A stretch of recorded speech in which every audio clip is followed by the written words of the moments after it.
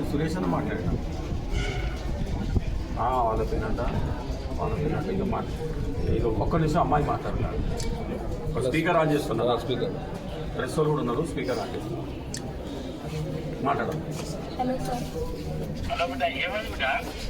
ఈ స్కూల్లో నన్ను టీచర్స్ చాలా టార్గెట్ చేసింది సార్. ఏ స్టూడెంట్స్కి కూడా అంత ఫేస్ చేయలేరు. ఏ స్టూడెంట్స్ కూడా మేడం ఒకరోజు నేను ఈవినింగ్ క్లాస్కి వెళ్ళకపోతే ఏమైందని అడిగితే నాకు ఇంకా హెల్త్ బాగాలేదు మ్యామ్ అని చెప్పిన సార్. చెప్తే ఏమైంది చెప్పు అని అంటే ఇట్లా మోషన్స్ అయినాయి మేడం, వాష్రూమ్కి వెళ్ళి అక్కడే కూర్చున్నా అని అంటే ఈ స్టూల్ తీసుకొని అంటే టేబుల్ ఉండే సార్ మేడం ముంగల, ఈ టేబుల్ తీసుకొని నేను ఎత్తి వలగొట్టాను, నేను జైలుకి వెళ్తా అని అన్నారు sir. Maths teacher Sravanthi madam sir. Sravanthi.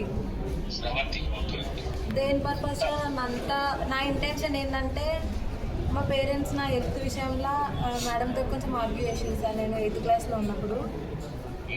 దానివల్ల నన్ను అట్లా టార్గెట్ చేసిరేమో అని నేను అనుకున్నా సార్. నా పేరు కవిత సార్.